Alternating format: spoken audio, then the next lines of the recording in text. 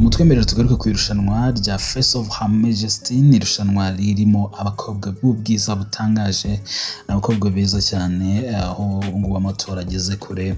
Ni irushanwa rero ryateguwe n'ikigo kimaze kwamamara, ariko by'umwihariko ryateguwe ubwo turahita tuvuga Nyampinga witiriwe iki kigo muri rusange, cyangwa se wanagitangije mu buryo bumwe cyangwa se n'ubundi. Wundi rero ni Nyampinga Vanessa Raissa Uwase wabaye igisonga mu marushanwa y'ubwiza ya Nyampinga ya 2015. Uyu mukobwa rero ni umukobwa wagiye agaragara mu bintu bigiye bitandukanye.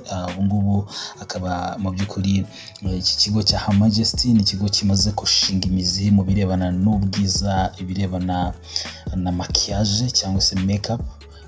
Ku rundi ruhande hakaza ibirebana n'amaparfume ndetse n'ibindi bijyana n'ubwiza ndetse bikora ku ruhu, niko umuntu yavuga mu buryo bumwe cyane ubundi. Twizere ko rero bamaze gukora subscribe. Tugiye kugaruka kuri aba bakobwa tubibutsa ko iki kigo cyitwa Her Majesty mu by'ukuri ari ikigo kimaze gushinga imizi, gikorana n'abakobwa beza barimo abagiye begukana amakamba atandukanye. Twavuga nka Miss Nshuti Divine Muheto, harimo Kayumba Darna, harimo mu by'ukuri Her Majesty nawe ubwe uri no mu batangije iki kigo. Hakaza kandi nanone na Naomi nawe ari mu bakomeza kugenda bagaragara, n'abandi bakobwa b'ibyamamare hano mu Rwanda bagaragaza ko bakoresha ibikoresho cyangwa se ibikoresho by'ubwiza by'iyi company.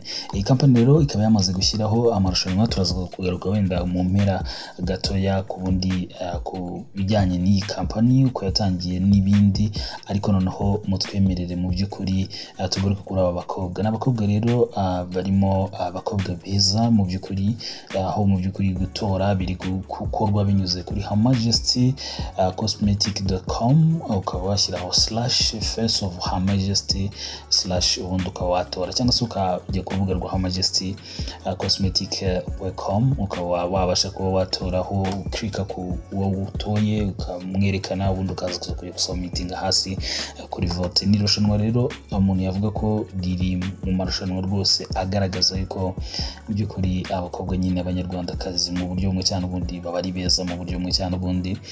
Mu bari muri iri rushanwa rero ubundi basanzwe bazwi cyane, dushobora nko kuba twavuga mu by'ukuri n'uyu mukobwa yitwa Kabarankore Yvonne. Kabarankore Yvonne rero ni umukobwa wabaye Miss International Planet Rwanda, anaheruka Cambodia aho yari yagiye mu by'ukuri guhatanira ikamba. Uyu mukobwa rero ari mu bahataniye kuba Face of Her Majesty. Ubwo bishatse kuvuga ko mu by'ukuri nawe mu gihe yaba atambutse yakinjira mu murongo w'abakobwa bazatangira kujya bamamaza ibikorwa by'iyi company ya Her Majesty. Mu bandi rero harimo witwa Igihozo Sensory.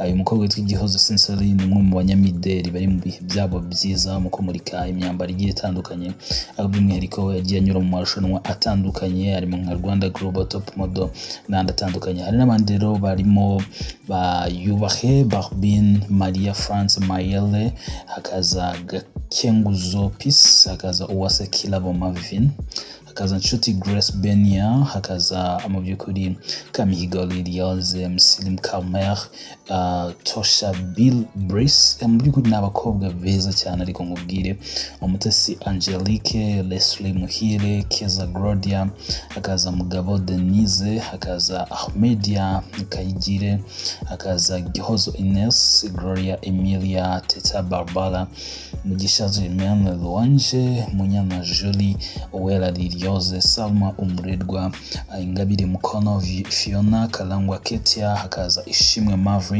ndetse na Curtis Kajabo ndetse na Sabrina Osman. Aba rero nibo bahatanye muri iri rushanwa rya Face of Her Majesty, aho amatora akomeje ari kubera ku rubuga nkoranyambaga, ku rubuga mu buryo bw'ikoranabuhanga, ari kuba mu buryo bw'ikoranabuhanga.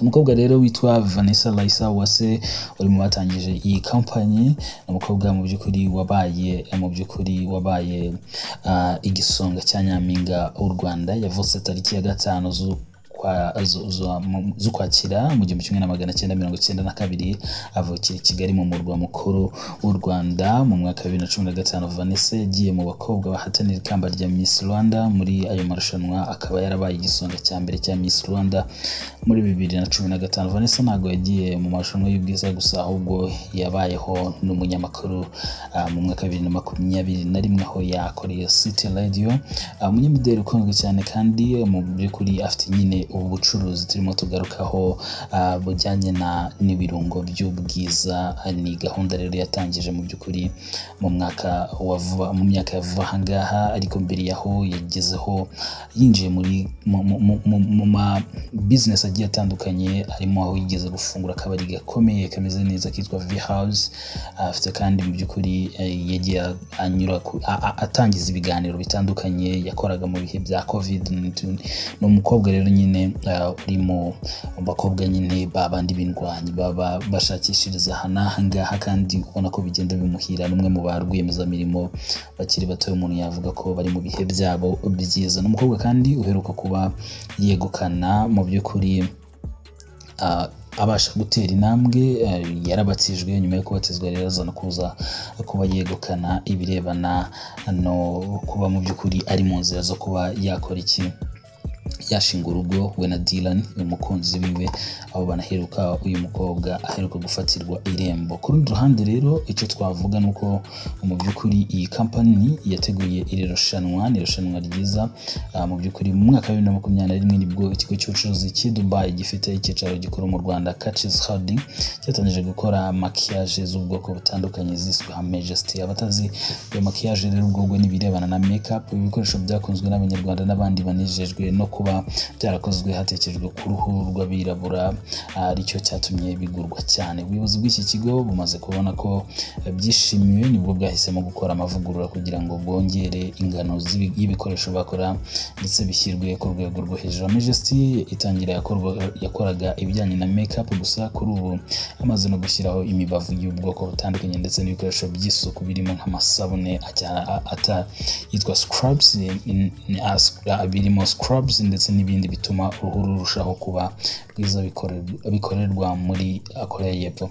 Mu kiganiro mu by'ukuri umuyobozi wa Catches mu by'ukuri Holding, ubwo ni iyi kampani ifite mu nshingano n'ubundi iki kigo ifite mu nshingano Majesty Muhammad Hamad yavuze ko bongereye ibyo bakora, ko bashaka kugera ku rwego mpuzamahanga. Turashaka kugera ku rwego mpuzamahanga, niyo mpamvu twashyize imbaraga mu gukora ibikoresho bitandukanye kandi biri ku rwego rwo hejuru kugira ngo tuzabashe guhangana n'ibindi bigo bikora nk'ibyo dukora. Mu 2021 ibi bikoresho bishyirwa ku isoko byitwaga Majesty by Vanessa, kuko Miss Uwase Vanessa yari afitemo imigabane gusa. Kuri ubu byamaze guhindurirwa izina byitwa Majesty gusa, ni izina n'ubundi naryo rya Miss Uwase Vanessa. Muhammad Hamad yavuze ko izina ryahindutse kuko Miss Vanessa mu by'ukuri atagifitemo imigabane cyane, wenda izina kuko dushaka kugera ku rundi rwego kandi ni rigufi ryo ryanorohera